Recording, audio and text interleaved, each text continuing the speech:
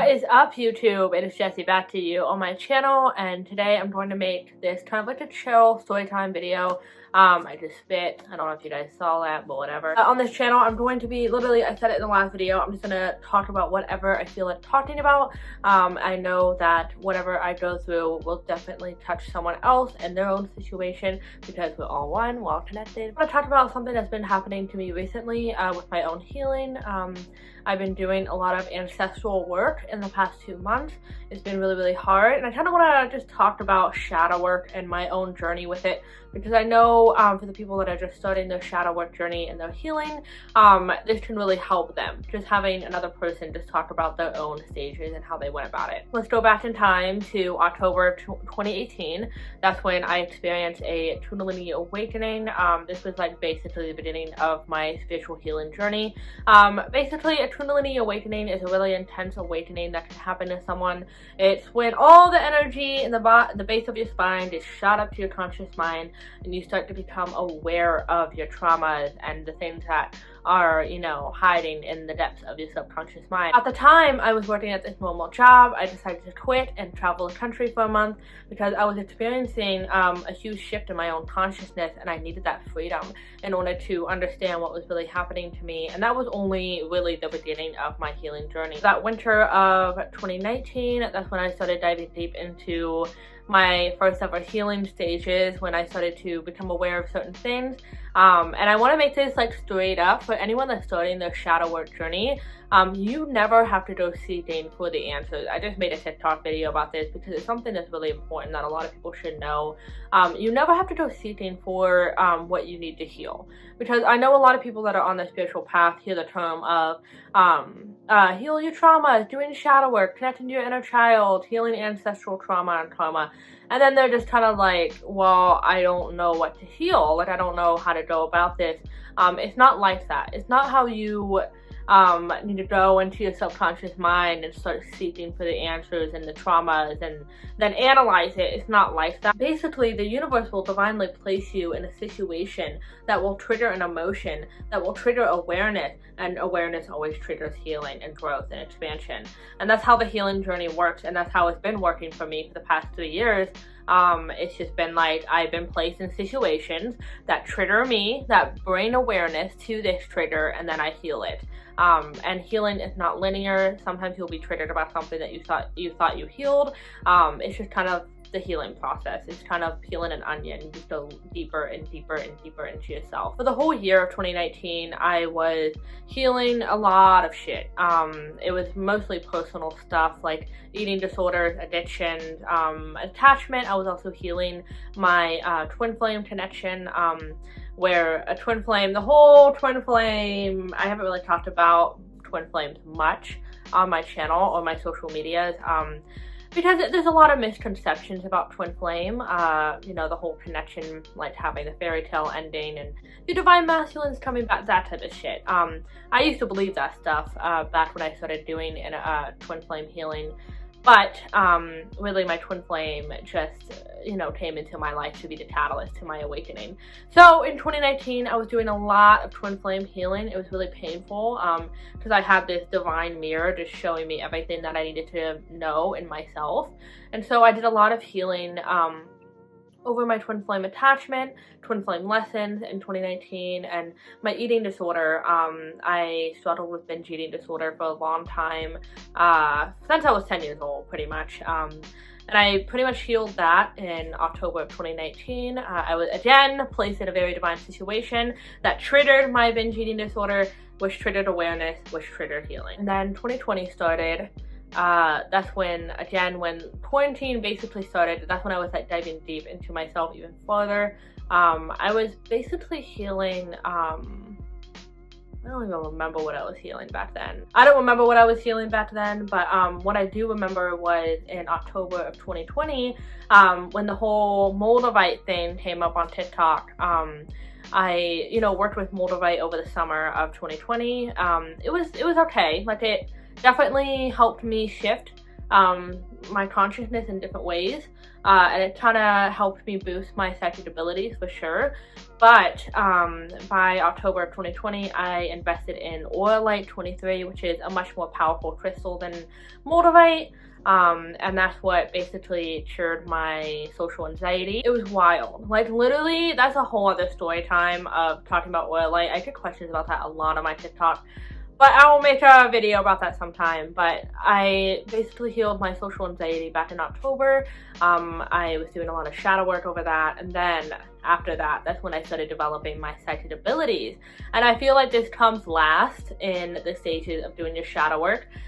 Basically, like, the first stage is, you know, starting to confront your shadows, like starting, well, no, erase that. The first stage of spiritual awakening is having an awakening and starting to shift your own consciousness and perceptions over things in life.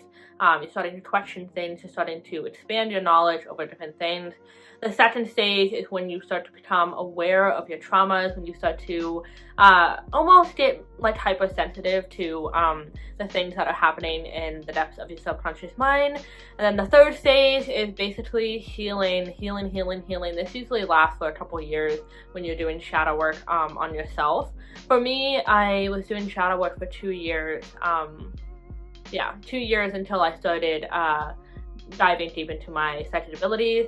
Then the fourth stage, I think the fourth stage, right? Yeah, it was psychic abilities. I think psychic abilities come after that, when you start to develop your own abilities, you start to become more in tune with your past lives, you start to connect more with your spirit guides, you start to really connect more with your true self, your true form, and your, like, basically your lineage of where your soul has been.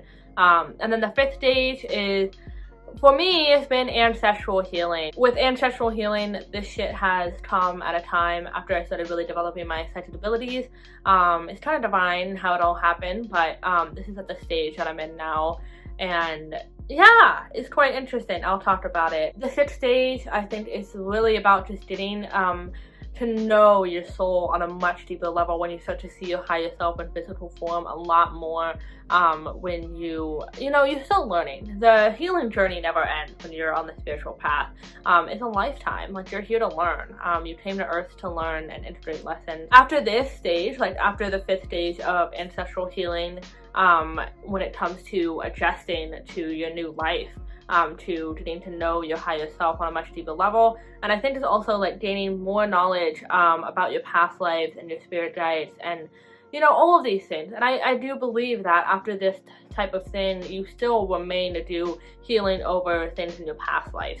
I feel like when I'm like 50 years old, I can still like recover a past life memory that I'll have to heal and go back in time to. Going back to what I was talking about earlier, so I started developing my psychic abilities and my psychic mediumship. I would consider myself a medium now.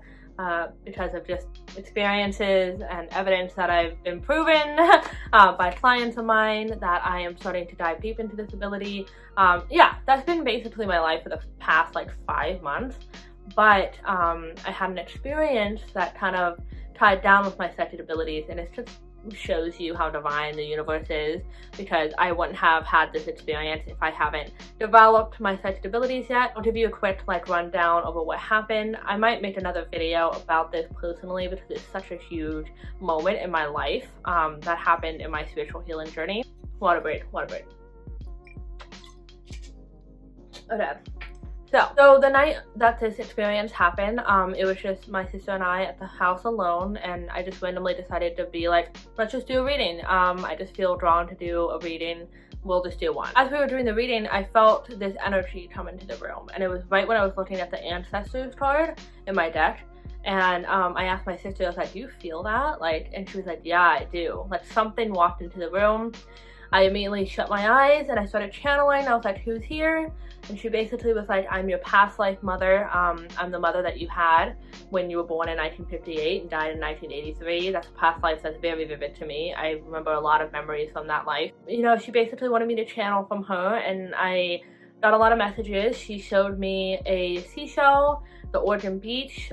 She showed me what she looked like personally. She was a very skinny lady with long brown hair, and then I asked her, how does this relate to my sister Annie? And then she showed me a toddler and said that Annie was my past life brother in this life, and we kind of connected the dots, and we realized in this past life, when Annie was little, she drowned from a boating accident that I was in.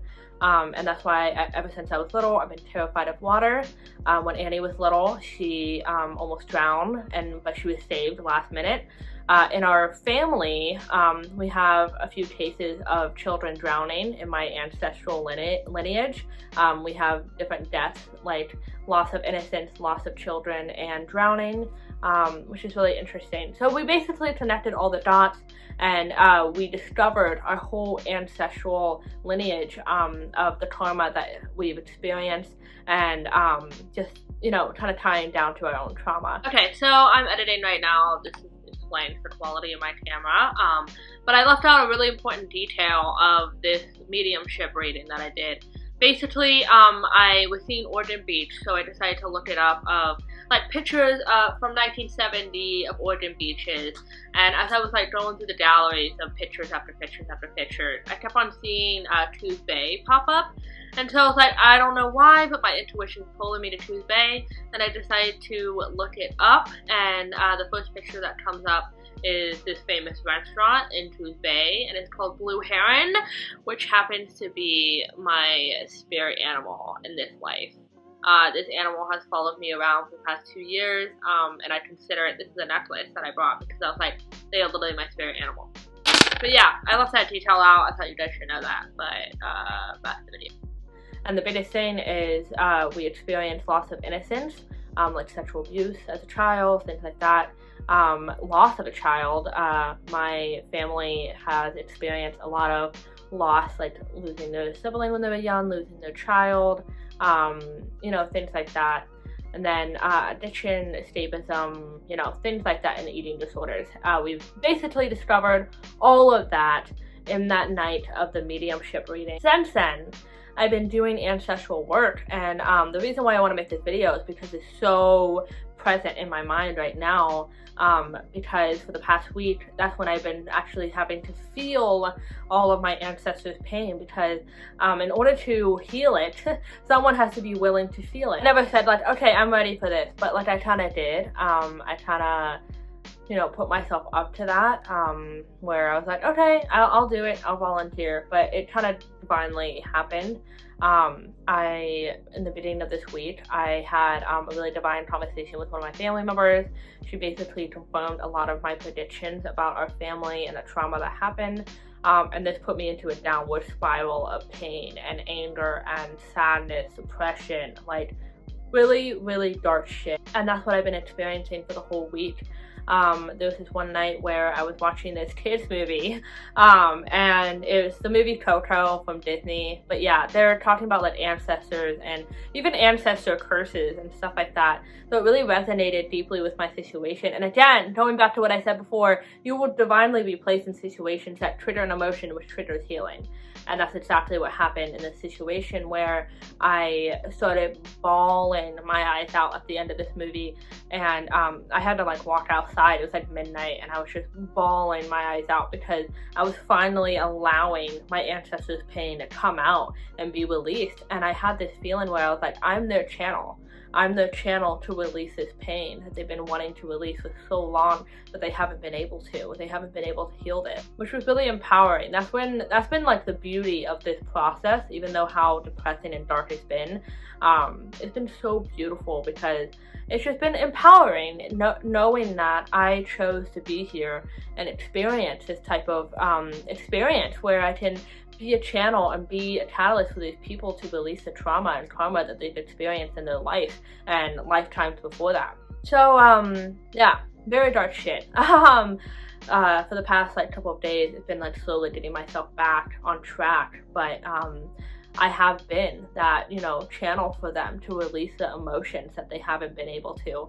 And that's why ancestral work is incredible, because you can finally be the breaker of chains when it comes to this type of shit. So that's ancestral healing. It's basically you having a full-in awareness of the type of trauma cycle, because we all have a karmic cycle in our family, and we all choose to be here for a divine reason, either to break it or continue it. That's what I wanted to talk about today. I just kind of wanted to talk about the stages of shadow work and healing and ancestral healing, and just kind of wanted to talk about my situation. And I know someone out there will kind of really resonate with my story and be able to bounce off of that. I really want to get into a routine.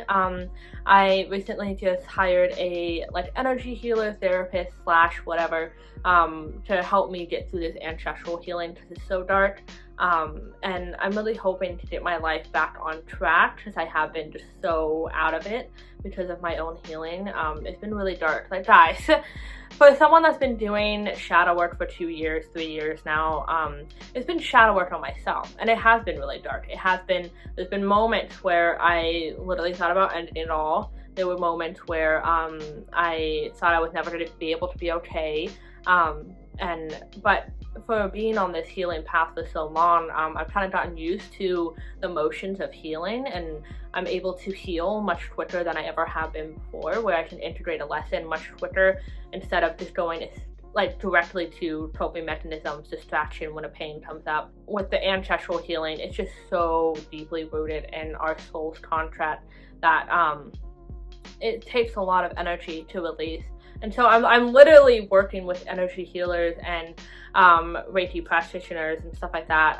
I'm even a Reiki healer myself, but I would love for other people to do it on me and help me release this energy, and kind of help me get back on track in my own spiritual journey. If you guys have any questions or anything, just please comment down below, or message me on my Instagram. I always have that link below. And if you ever want a reading, a personal reading from me, please check out my website down below.